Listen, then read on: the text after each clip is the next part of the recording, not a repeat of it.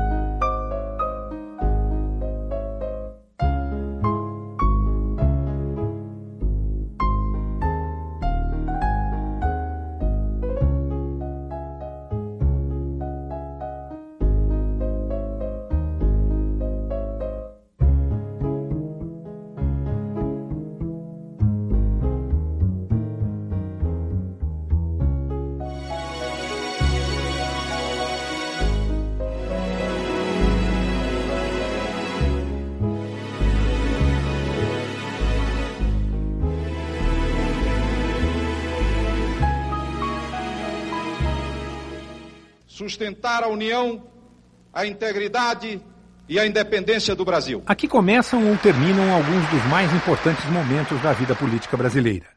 Aqui está guardada também, com todo cuidado, parte da nossa história. Desde 1826, quando foi a sua primeira sessão legislativa no Império, ela sempre teve o cuidado de guardar toda a sua história, o registro do trabalho dos parlamentares e todo o registro da atuação da Câmara em si, nos arquivos. Essa regra tem uma exceção.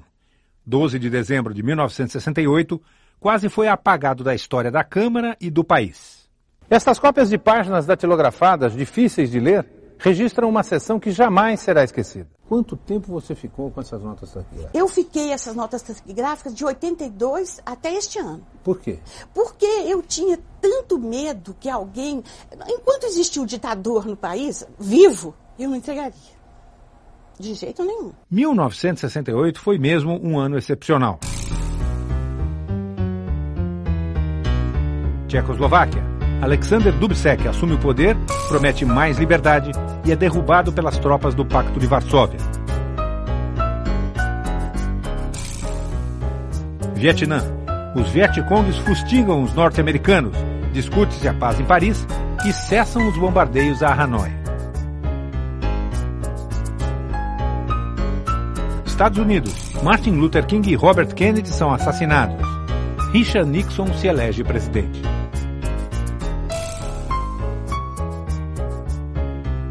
França. Os estudantes tomam as ruas de Paris e esboçam uma revolução.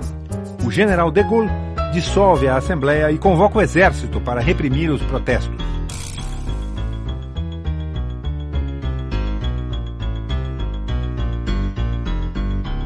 Brasil. Os militares estão no poder há 4 anos. Na década de 60, o que aconteceu foi uma situação de descontrole generalizado que foi ficando cada vez mais grave.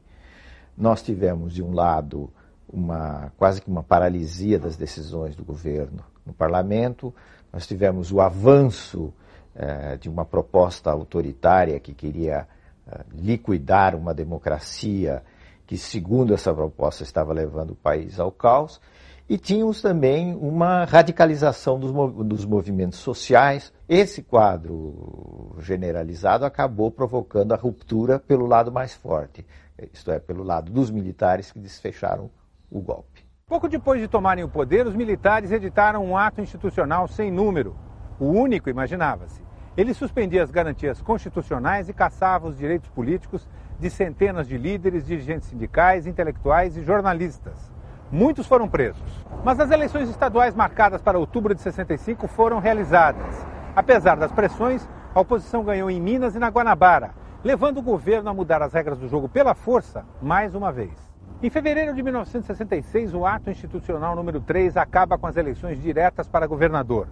Diversos deputados são cassados, o Congresso reage e é fechado durante o mês de outubro. Fizeram ninhos de metralhadora assim, em volta do Congresso, né? E nós não vamos sair daqui. Ficamos lá, uma grande parte dos deputados, ficamos todos lá, sabe? Entrincheiraram lá no gabinete do presidente da Câmara. No dia 15 de novembro, os brasileiros elegem prefeitos, vereadores, deputados estaduais, federais e senadores. Parte da oposição está fora do jogo político. Só 2 partidos estão legalmente constituídos. A oposição se junta no MDB, o Movimento Democrático Brasileiro, e os partidários do governo na Arena, a Aliança Renovadora Nacional. Faz parte do rearranjo institucional do golpe militar. E isso com a esperança que com 2 partidos seria estável a política brasileira. E isso se mostrou impossível, né, devido ao nível de oposição, e essas contradições foram seguradas até o 12 de dezembro de 68. Mas antes que o novo parlamento tomasse posse, o ato institucional número 4 convocou o Congresso em caráter extraordinário para discutir e aprovar em menos de 2 meses uma Constituição feita sob encomenda pelo governo. No dia 15 de março de 67, o Marechal Costa e Silva e o novo Congresso tomaram posse, já sob a vigência da nova Constituição.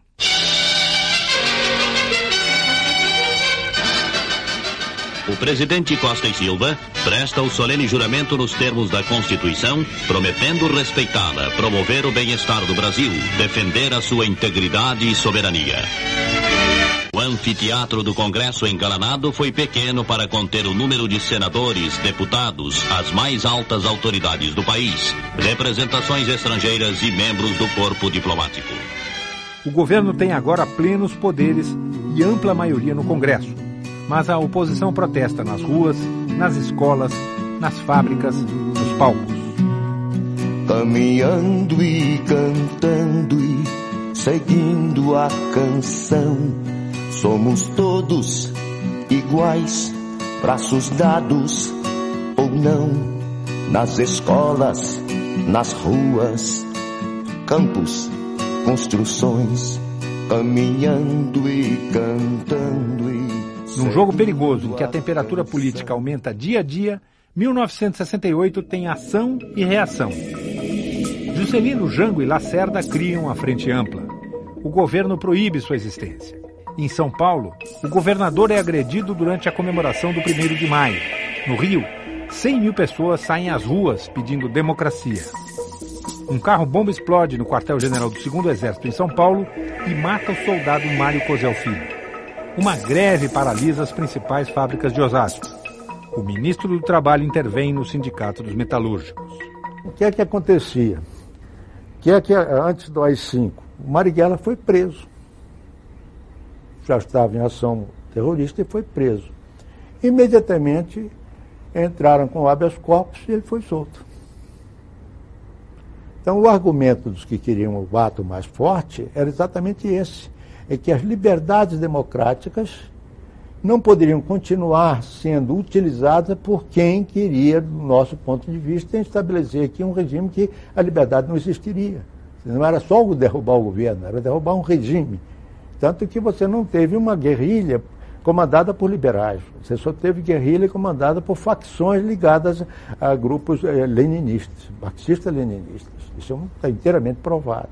A partir do AI-5 não teve mais disputa entre militares e civis.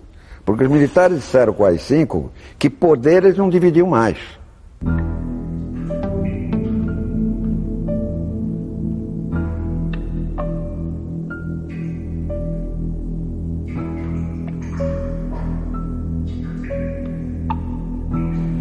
Eu confesso que é com verdadeira violência aos meus princípios e ideias que adoto uma medida como essa. Mas adoto porque estou convencido que é do interesse do país, é do interesse nacional, que ponhamos um basta à contra-revolução. O ato editado pelo chefe do governo, com o referendo de todo o Ministério, está concebido nos seguintes termos. O presidente da República poderá decretar o recesso do Congresso Nacional, das Assembleias Legislativas e das Câmaras de Vereadores por ato complementar em estado de sítio ou fora dele, só voltando os mesmos a funcionar quando convocados pelo presidente da República. No interesse nacional, poderá decretar a intervenção nos estados e municípios sem as limitações previstas na Constituição. Poderá suspender os direitos políticos de quaisquer cidadãos pelo prazo de 10 anos e cassar mandatos eletivos federais, estaduais e municipais. Excluem-se de qualquer apreciação judicial todos os atos praticados de acordo com este ato institucional e seus atos complementares, bem como os respectivos efeitos.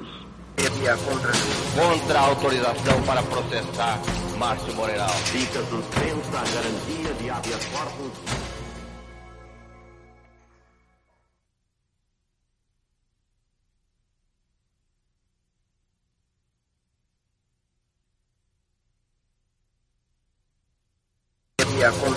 Contra a autorização para processar Márcio Moreira. Fica suspensa a garantia de habeas corpus.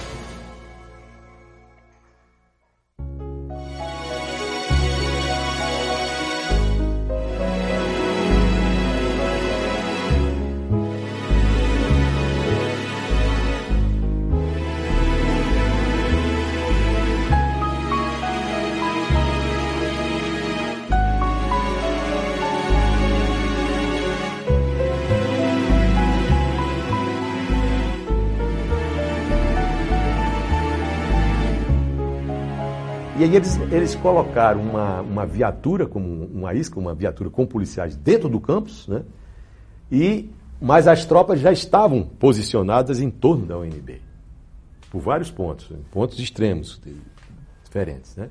E aí os estudantes embarcaram, uma canoa furada, e viraram essa viatura, e um menos esperto disse que riscaram um fósforo e esse troço, de repente, estampido e explodiu esse troço lá e essa viatura foi queimada. Lá eu me lembro que o Mário Covas era o líder da oposição na época e estava já um pouco num empurra-empurra ali e a gente se aproximou desses deputados e eu não sei como, de repente nós estávamos levando cacetada, né? Eram dezenas de soldados com cacetete batendo e o meu pai, que era mais experiente, achava temeroso qualquer tipo de resistência, né? Ele me catou pelo pescoço e se movimentava evitando que os policiais se aglomerassem em volta da gente. Aí quando serenou, eu estava perto de mim o comandante nessa hora, um major cujo nome não me lembro, mas a imprensa deu muito o nome dele na época. Eu falei que o major, que tornei mostrar minha cadeira de deputado, nessa hora ele levou cacetetada na mão, minha cadeira foi para longe. E eu falei para o Major, essa tropa está embriagada. Eu senti o cheiro de pinga do pessoal. Ele chegou a dizer para mim, o senhor queria que eles fossem fazer um evento desse sem beber? De repente, aquilo se diluiu, mas nós ficamos arrebentados, né? Meu pai ficou com o corpo todo preto, ele tinha problemas de coagulação. E eu fiquei todo encalombado. No próprio dia 30 de agosto, vários parlamentares condenaram a ação dos militares e responsabilizaram o presidente da República pela violência. 3 dias mais tarde, no chamado Pequeno Expediente, normalmente pouco frequentado, alguns deputados voltaram ao tema. Senhor presidente, senhores deputados, vou ler um manifesto assinado pelas mães de todo o Brasil. Violência e prisões e assassinatos de estudantes em Brasília. Violências e prisões em Belo Horizonte. Violências e prisões em São Paulo. Violências e prisões no Ceará. As mães brasileiras, enlutadas, indignadas e revoltadas, acusam os assassinos de seus filhos e os apontam à execração pública. Exigimos a libertação de todos os presos. Exigimos o direito do estudante de pedir uma autêntica reforma ao ensino. Exigimos que a tranquilidade torne aos lares brasileiros. Exigimos a punição dos culpados. Intimamos também, como cidadãs brasileiras, a parte consciente das Forças Armadas, a que não assistam impassíveis a que um bando de ressuscitados SS revivam no Brasil o clima da Alemanha nas vésperas do nazismo. Chega de repressões, chega de prisões, chega de assassinatos. Há o sofrimento que a gente tem quando a gente é mãe e que a gente vê um filho da gente por ideal, às vezes um ideal inocente, às vezes.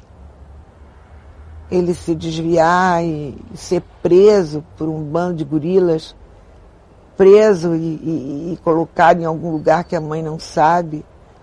É horrível, parece um nazismo. Senhor presidente, senhores deputados, todos reconhecem ou dizem reconhecer que a maioria das Forças Armadas não compactua com a cúpula militarista que perpetra violências e mantém este país sob regime de opressão.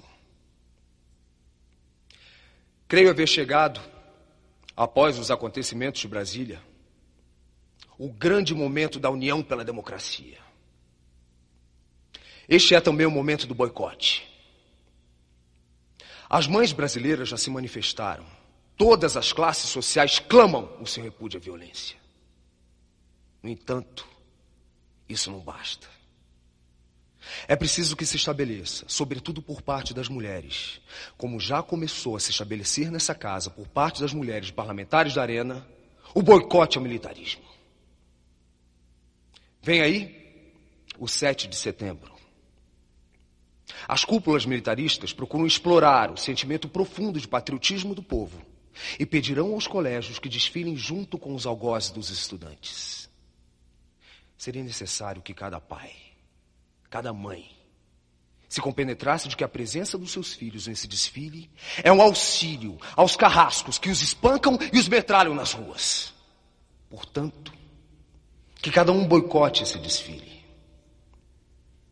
Esse boicote pode passar também, sempre falando de mulheres, as moças, aquelas que dançam com cadetes e namoram jovens oficiais. Seria preciso fazer hoje no Brasil com que as mulheres de 1968 repetissem as paulistas da Guerra dos Emboabas e recusassem a entrada à porta de sua casa aqueles que vilipendiam a nação. Recusassem a aceitar aqueles que silenciam e, portanto, se acumpliciam. Discordar em silêncio pouco adianta. Necessário se torna agir contra os que abusam das Forças Armadas, falando e agindo em seu nome. Creio, senhor presidente, que é possível resolver esta farsa, esta democratura, este falso entendimento pelo boicote. Enquanto não se pronunciarem silenciosos, todo e qualquer contato entre civis e militares deve cessar, porque só assim conseguiremos fazer com que esse país volte à democracia. Só assim conseguiremos fazer com que os silenciosos, que não compactuam com os desmandos dos seus chefes, sigam o magnífico exemplo dos 14 oficiais de Crateús que tiveram a coragem e a hombridade de, publicamente, se manifestarem contra um ato ilegal e arbitrário dos seus superiores. É um discurso de 5 minutos, baseado na história da Disistrata, que é uma peça sobre as mulheres de Atenas, que se recusam a se encontrar com os maridos, enquanto eles não voltassem e lutassem contra a Esparta e derrotassem. E estava passando em São Paulo, montada pela Rua de Escobar, que eu havia visto e me deu a ideia de fazer essa provocação, digamos. Mas uma coisa sem consequência, sem importância, que eu não podia imaginar que fosse ter a importância que lhe deram. Eu fui passando pelo plenário, eu ia para o comitê de imprensa, no fundo do plenário, à esquerda, e fiquei ouvindo um discurso breve. Foi um pinga-fogo de 1 hora vazia da sessão da Câmara, e que acha até que eu era um dos poucos que estavam presentes e acompanhando, porque as pessoas lá dentro do comitê de imprensa não ouviam direito, não davam importância porque estavam fazendo matérias anteriores. Então aquilo me surpreendeu e eu fiz. Mas porque, pelo inusitado, não, acreditando que aquilo fosse gerar algum problema, que não era ridículo até demais para isso, né? Pouco depois, o ministro da Justiça, Luiz Antônio da Gama e Silva, procurou os líderes do governo pedindo a abertura de processo contra Márcio Moreira Alves, exigida, segundo ele, pelos ministros militares e pelo presidente Costa e Silva. O caso começava a ganhar importância enquanto a situação política continuava agitada em todo o país. Estudantes da USP e do Mackenzie entram em greve em São Paulo. A polícia prende todos os participantes do clandestino Congresso da UNE. O americano Charles Chandler, aluno de Sociologia e Política na USP e ex-instrutor de guerrilha no Vietnã, é metralhado em seu carro. No dia 6 de novembro, o presidente do Supremo Tribunal Federal, Luiz Gallotti, assina o pedido de licença para processar o deputado Moreira Alves e o envia à Câmara dos Deputados. O ministro Gama e Silva me procurou na Câmara. Diz, olha, a situação é muito delicada, as Forças Armadas estão irritadíssimas, então eu queria que você avocasse o processo para relatar, uma vez que o presidente viajou, que é o deputado Jamai, para o Rio Grande do Norte. E eu fui sensível a este apelo, e também o Dr. Rondon Pacheco, que era o chefe da Casa Civil do presidente Costa e Silva. 27 de novembro, a Comissão de Constituição e Justiça se reúne 2 vezes. Entre um e outro encontro, 9 arenistas contrários ao pedido de licença são substituídos por parlamentares que votam com o governo. Bem, o que nós precisávamos? Nós precisávamos de uma saída negociada. Bom, mas para a saída negociada nós precisávamos de tempo. Nós seguramos na Comissão de Constituição e Justiça, ela não chegou a votar. Alguns, eu me incluí entre eles, achavam que o governo convocaria, ele sempre tinha a prerrogativa de convocar o Congresso, portanto continuar. 10 de dezembro, por 19 votos a 12, a Comissão de Constituição e Justiça aceita o pedido e encaminha o projeto de resolução ao plenário. A rigor, eu já tinha assistido em vários instantes um movimento de rebeldia do lado dos que sustentavam o governo, que acabava ao longo do processo se esgarçando. Começamos a perceber que ficava cada vez mais difícil obter a aprovação na Câmara. Aqueles que estavam mais próximos do presidente, o que se sentia é que se houvesse uma recusa, a reação militar seria grande. Contra a autorização para processar Márcio Moreira Alves. Fica suspensa a garantia de habeas corpus.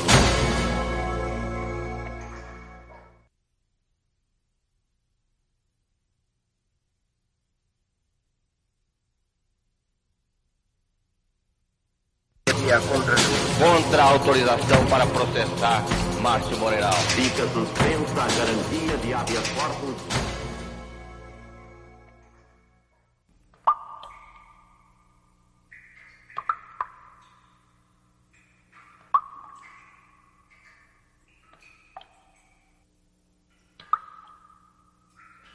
O jovem deputado carioca, com a sinceridade, exuberância, veemência e impetuosidade dos moços, exasperou-se frente ao extermínio de colegas da mesma idade, ao caírem metralhados por agentes do governo.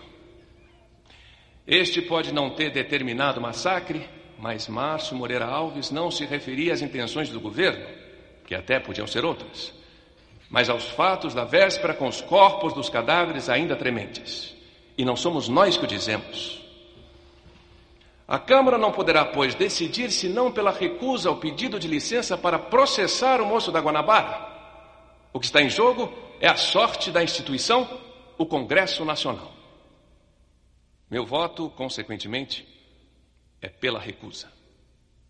Estou certo de que os 2 partidos desta vez se unirão porque estão unidos na boa trincheira, porque estarão unidos na boa causa, porque estarão à sombra do que há de mais digno de ser preservado e acatado, porque estaremos à sombra da Constituição, defendendo o poder maior que é o poder da democracia em favor do povo brasileiro.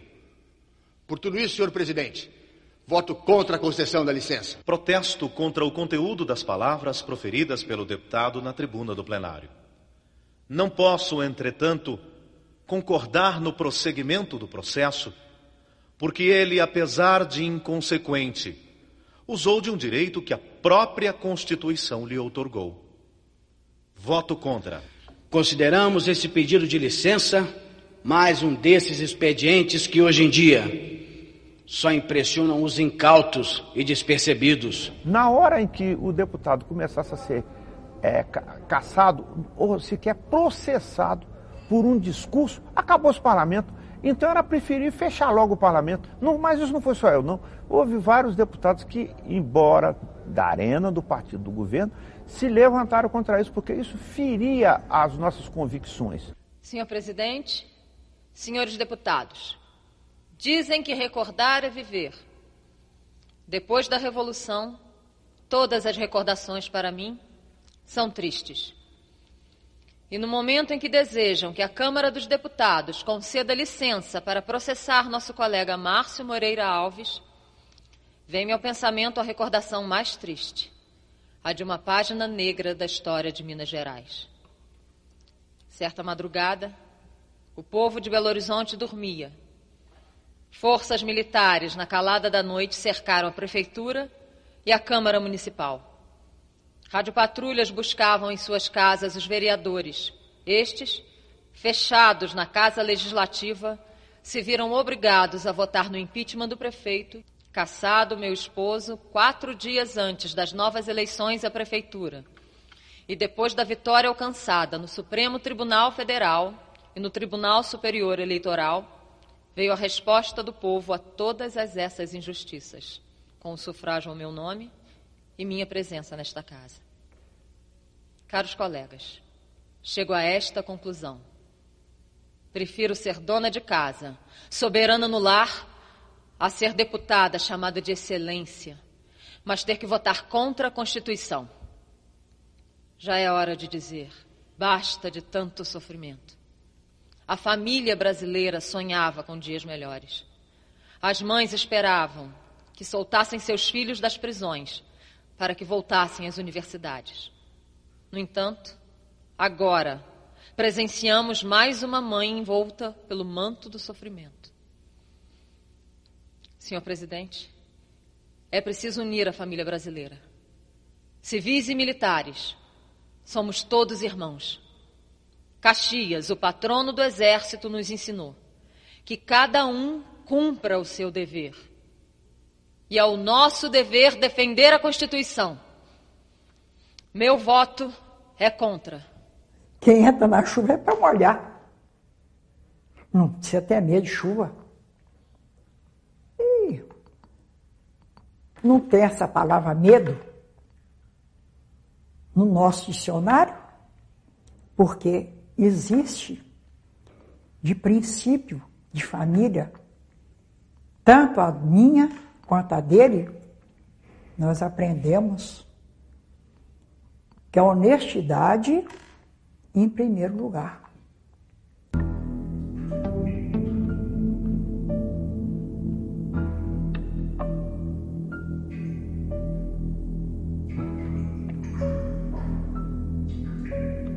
No meu entender, senhor presidente, devemos preservar a Revolução e fazer para que ela possa atingir os seus objetivos. Realmente, com este ato, nós estamos instituindo a ditadura. E acho que, se ela é necessária, devemos tomar a responsabilidade de fazê-la. Concedo a palavra ao deputado Garcia Neto. Eu peço desculpas aos meus correligionários. Dos 31 deputados que usaram a tribuna, 16 falaram sobre o deputado Márcio Moreira Alves. Outros 15 trataram de temas diferentes, como o asfaltamento de uma ponte, a redução dos impostos para o algodão, o trigo no Rio Grande do Sul, o Salão do Automóvel. O presidente da República e esposa visitam o 6º Salão do Automóvel em Ibirapuera. Projetando sua influência sobre quase todos os setores da vida nacional, o complexo industrial assumiu as proporções de verdadeira base de nossa integração econômica. A Câmara dos Deputados é a Câmara do povo, não é? E de todo o povo brasileiro, portanto, de todas as questões que envolvem a nacionalidade, que envolvem os interesses populares. Por isso, e muito certamente por isso, é que no dia de um evento, digamos, traumático para o país, não é? Ainda assim, discutiram-se temas aparentemente irrelevantes, mas irrelevantes para nós, talvez, da classe política, né? Mas relevantíssimos para setores da sociedade. Termina o pequeno expediente. Está chegando o grande momento. Chamo a atenção dos nobres colegas que, por força do regimento, O orador não poderá receber a parte. Tem a palavra para encaminhar a votação o senhor deputado Márcio Moreira Alves. Senhor presidente, senhores deputados, marcou-me o acaso para que me transformasse em símbolo de mais essencial das prerrogativas do poder legislativo. Independente do meu desejo, transmudaram-me no símbolo da liberdade de pensamentos expressa na tribuna dessa casa. Não se julga aqui um deputado. Julga-se uma prerrogativa essencial do poder legislativo. Livre como o ar, livre como o pensamento, aqui da guarida deve ser a tribuna da Casa do Povo. Senhor presidente, não defendo o mandato que recebi para furtar minha responsabilidade de responder por minhas palavras e opiniões. Nunca deixei de ser por elas pessoalmente responsável, como jamais deixei de exprimi-las. Ataquei governos e poderosos quando a proteger-me tinha apenas a inviolabilidade de minha consciência. Nas trincheiras da oposição, passei minha vida de jornalista. Não abdiquei meu dever de opinar quando muitos calavam e o presidente da República podia suspender arbitrariamente direitos políticos. Buscam os inimigos do próprio Congresso um pretexto. Acusam-me de injuriar as Forças Armadas. Nos processos penais de injúria, a ação é liminarmente suspensa quando o acusado nega o seu ânimo de injuriar e o acusador aceita a explicação. Nego, aqui e agora, que haja em qualquer tempo ou lugar injuriado às Forças Armadas. As classes militares sempre mereceram e merecem o meu respeito. O militarismo que pretende dominá-las e comprometer-lhes as tradições democráticas, transformando-as em sua maior vítima, esse militarismo de formação criminosa que as civis e militares contaminam, impõe-se ao nosso repúdio. Entrego-me agora ao julgamento dos meus pares. Rogo a Deus que cada um saiba julgar em consciência se íntegra deseja manter a liberdade desta tribuna, que livre recebemos das gerações que construíram as tradições políticas do Brasil. Rogo a Deus que mereça a Câmara o respeito dos brasileiros, que possamos no futuro andar pelas ruas de cabeça erguida, olhar nos olhos dos nossos filhos, os nossos amigos. Rogo a Deus, finalmente, que o Poder Legislativo se recuse a entregar a um pequeno grupo de extremistas o cutelo da sua degola. Volta-se o Brasil para a decisão que tomaremos. Mas só a história nos julgará.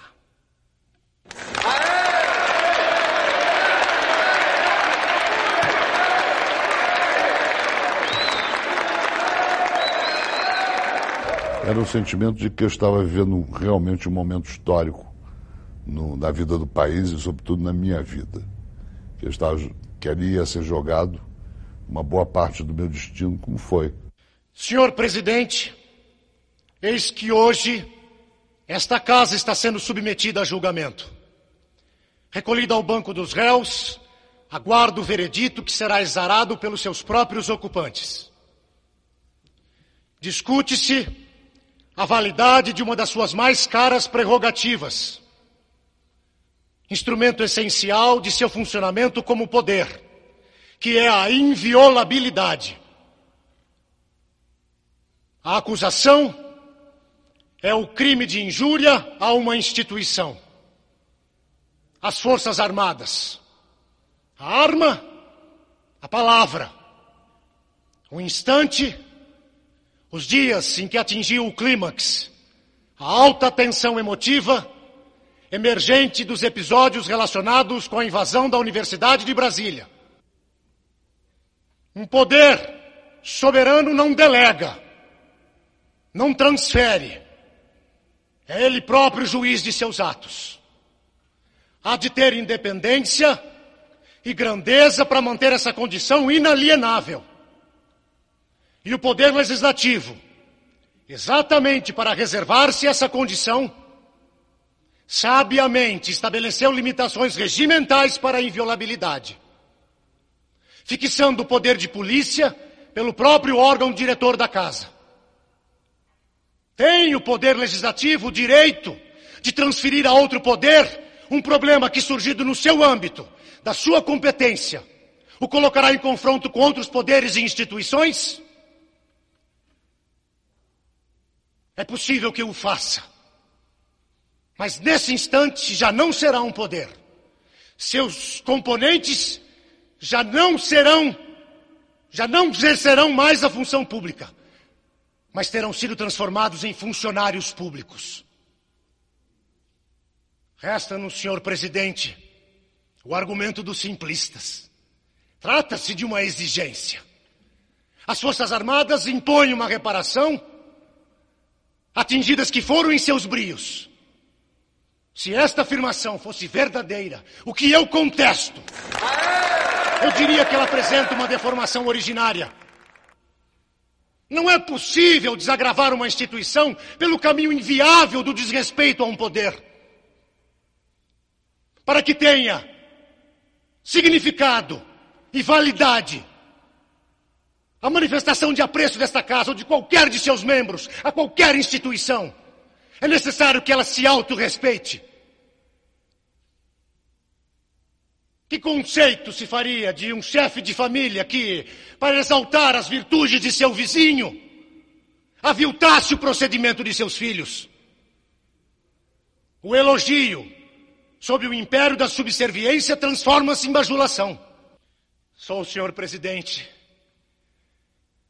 por formação e por índole, um homem que fundamentalmente crê. Desejo morrer do crime da boa-fé antes que portador do pecado da desconfiança. Creio na justiça, cujo sentimento, na excelsa lição de Afonso Arinos, é a noção de limitação de poder. Limitação bitolada por dois extremos. Sua contenção, para que não extravase na prepotência, e seu pleno exercício, para que não se despenhe na omissão.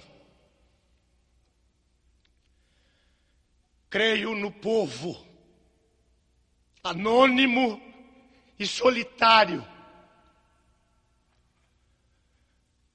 com todos os seus contrastes. Desde a febre criadora, a mansidão paciente. Creio ser desse amálgama, dessa fusão de almas e emoções, que emana não apenas o poder, mas a própria sabedoria. E nele crendo, não posso desacreditar de seus delegados. Creio na palavra, ainda quando viril ou injusta, porque acredito na força das ideias e no diálogo, que é seu livre embate. Creio no regime democrático, que não se confunde com a anarquia, mas que em instante algum possa rotular ou mascarar a tirania. Creio no parlamento, ainda que com todas suas demasias e fraquezas, que só desaparecerão se o sustentarmos livre, soberano e independente. Creio na liberdade, este vínculo entre o homem e a eternidade. Essa condição indispensável para situar o ser à imagem e semelhança de seu Criador. Creio, senhor presidente, que esta minha crença mais se consolidou pelas últimas lições que recebi. Pois nunca é tarde para aprender que a honra, esse atributo indelegável, intransferível, por ser propriedade divina. Porque em tudo isso creio, senhor presidente,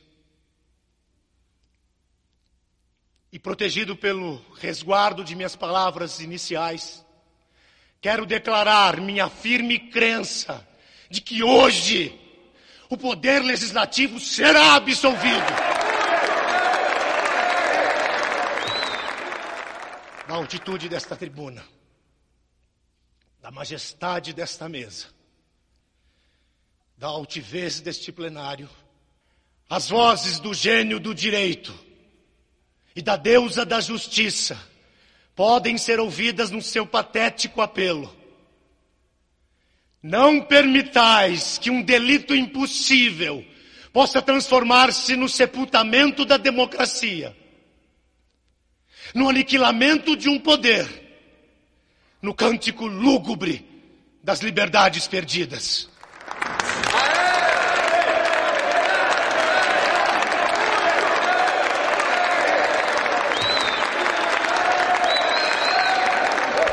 Mas naquele instante, eu acho que correu um sentimento coletivo de que ou naquele instante se votava contra, ou então o Congresso ficava reservado um papel muito ruim, porque quem estava no poder se desobrigava até mesmo dos atos de violência. Ele transferia esses atos de violência para o Congresso.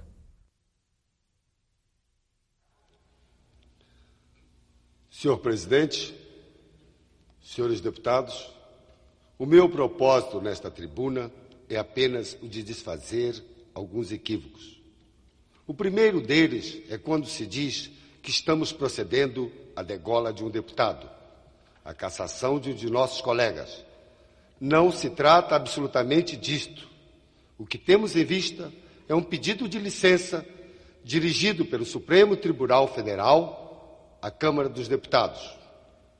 Então, quem entender que se trata de degola, necessariamente há de estabelecer que os juízes do Supremo Tribunal Federal são carrascos e não magistrados. Trata-se, porém, de um fórum privilegiado perante ao qual responde o próprio presidente da República. O que temos em vista é que, ora, de uma vez por todas, fique esclarecido no juízo de cada qual isto: ninguém vai julgar.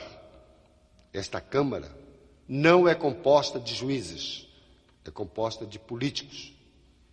O nosso voto é a respeito de saber se vamos conceder ou negar uma licença para processar o deputado solicitado pelo Supremo Tribunal Federal. A Câmara não julga, não condena, nem absolve. O seu papel é de um poder político. Os motivos políticos hão de orientar a decisão da Câmara. Aqui está em causa o abuso de direitos políticos. Abuso este que atenta contra a ordem democrática. Não é injúria contra a instituição ou contra as Forças Armadas ou contra militares. O que há é um atentado contra a ordem democrática, no qual o agente chega a aconselhar ao nosso povo que boicote a nossa independência. No exercício do mandato, o deputado é inviolável. Toda vez, porém, que ele foge às regras éticas, cíveis e patrióticas do seu próprio procedimento, evidentemente que ele não pode chamar para si o direito de ofender a própria pátria, em cujo nome a Constituição foi feita. E o deputado não estará exercendo seu mandato quando, da tribuna, onde deveria fazer pequenas comunicações, ele quebra a harmonia dos poderes, injuria instituições que pertencem a outra esfera da administração pública e vai ao ponto de negar a própria autenticidade da nossa independência. Mas, senhor presidente, eu ia dizendo que me enchia de orgulho. Se orgulho fosse permitido a um cristão, mas na unidade da minha condição pessoal, ergo-me num desvanecimento de gratidão imensa a Deus, que nesses dias tumultuosos e passageiros me fez líder de um grupo de homens desabusados e dignos, coerentes e puros, bravos e patrióticos, que aqui vieram arrostando todas as dificuldades para sustentar esta causa, que é patriótica. A hora é decisiva. Há pressões? Sim, há pressões de certa imprensa que procura alardear o voto daqueles que entendem rebeldes e procura diminuir daqueles que se consideram fiéis à sua própria formação. A pressão dos partidos políticos. Mas existe a pressão autêntica, que é seguida por mim e por companheiros que me acompanharam, sem desdouro daqueles que votam contra mim ou contra a vossa causa, que é, senhor presidente, a pressão da nossa consciência. Se eu tivesse de retornar no passado, eu repetiria tudo o que fiz. Não tenho remorso de consciência. Agora, talvez com a idade e as ponderações que a situação depois criou, talvez a gente tivesse feito um esforço maior para criar uma solução diferente, né? Eu chamo a atenção da casa para este aviso final. Na forma regimental, não vai ser permitida a fila. Muito bem. Tá bom. À medida que os senhores deputados forem sendo chamados, deverão passar pela cabine secreta e escolher a cédula e a sobrecarta. Em seguida, um a um, deverão depositá-la na urna. É o regimento e é apelo que, por meu intermédio, fazem os deputados de ambos os partidos. Assim será evitado o tumulto. A chamada far-se-á de norte para sul.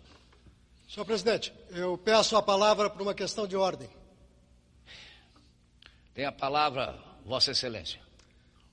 Na forma do artigo 155, parágrafo 4º do Regimento da Câmara, o deputado Márcio Moreira Alves está impedido de votar, e isso foi declarado. Eu queria que Vossa Excelência não computasse o seu voto para quórum, porque o deputado, assim que terminou o seu discurso, se retirou do plenário. O deputado Márcio Moreira Alves será chamado. Se Sua Excelência não responder à chamada, evidentemente que estará ausente da casa. Nobre deputado Márcio Moreira Alves. Está ausente. E não será contada a sua presença para quórum. Quem faz a chamada é o senhor primeiro secretário. Eu pediria então aos senhores deputados que respondessem presente e se encaminhassem à cabine secreta e em seguida depositassem seu voto na urna.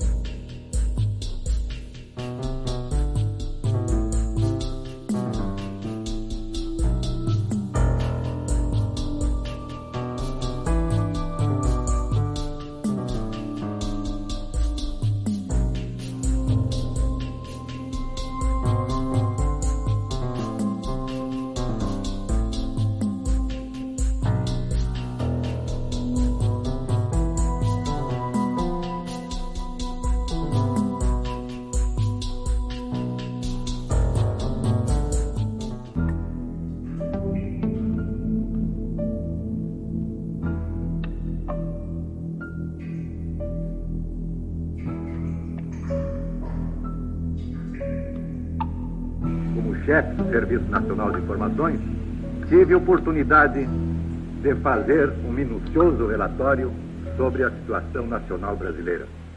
E demonstrei aos conselheiros, por fatos, por ações, que o que estava na rua era contra a Revolução. Acredito, senhor presidente, que com a sua formação democrática foi Vossa Excelência tolerante por demais, porque naquela oportunidade eu já solicitava a Vossa Excelência que fossem tomadas medidas excepcionais para combater a contra-revolução que estava na rua. Foram encontradas na urna 369 sobrecartas, número que coincide com o de votantes. Vai se proceder à apuração do voto de cada um. Vossa Excelência anuncia que votaram 369 deputados. Exatamente. O quórum é de 370. contando com a presença do deputado Márcio Moreira Alves. Pergunto a Vossa Excelência qual o quórum exigido para aprovação. Metade mais um dos presentes. A única configuração é da aprovação. Qualquer resultado diferente de 50% mais um dos votos corresponde à rejeição. Senhor deputado Mário Covas, eu vou dar um esclarecimento definitivo. Compareceram 370 deputados e 369 votantes, mais o deputado Márcio Moreira Alves. A metade mais um decide a votação. Perdão, decide a votação não. São 370 votos. Perdão, são 370 deputados. A metade mais um corresponde a 186. Portanto, acima de 186, a licença será concedida. Agora, se não alcançar os 186 votos, a maior licença não será votação que concedida. surgir, esta é que decide. Sempre se faz assim e não há dispositivo regimental em contrário. Essa é a minha decisão, minha. O resultado será proclamado de acordo com a maioria dos votos e vai se proceder à apuração. Eu sempre achei que ia ganhar. O que eu não sabia eram as consequências da vitória. Sabia que para mim ia ser muito desagradável. Eu vinha recebendo uma série de ameaças de morte e de coisas mais desagradáveis, queriam me capar, coisas assim. Então eu preparei a minha saída de Brasília, naquele dia mesmo da votação. A mesa vai proclamar o resultado da votação. Sim, 141. Não, 216.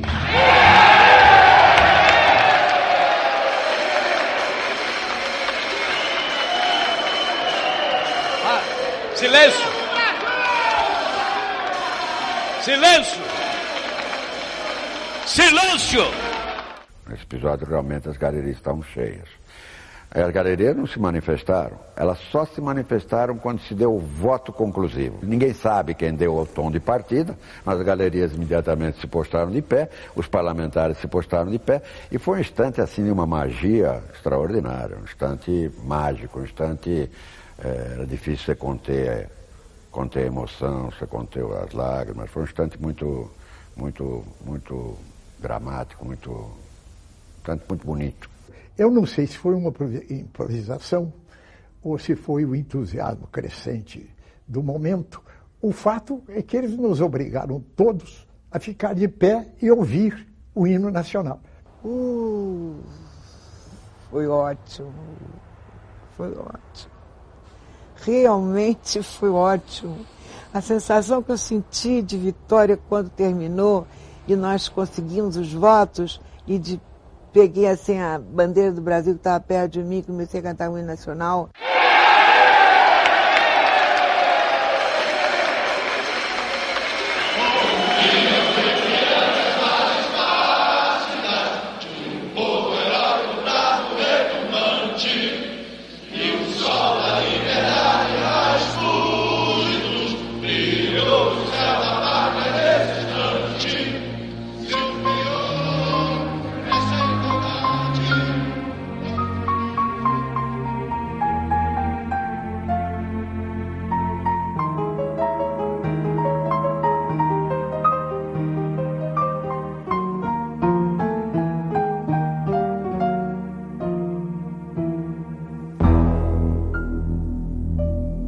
Senhoras e senhores, muito boa noite. A Agência Nacional, comandando uma rede de rádio e televisão em todo o país, transmite neste momento do Palácio Laranjeiras para fazer um importante comunicado. Com os senhores, o excelentíssimo senhor ministro da Justiça, senhor Antônio da Gama e Silva. E é assim que Sua Excelência, o senhor Presidente da República, após ter ouvido os membros do Conselho de Segurança Nacional, resolveu baixar um ato institucional.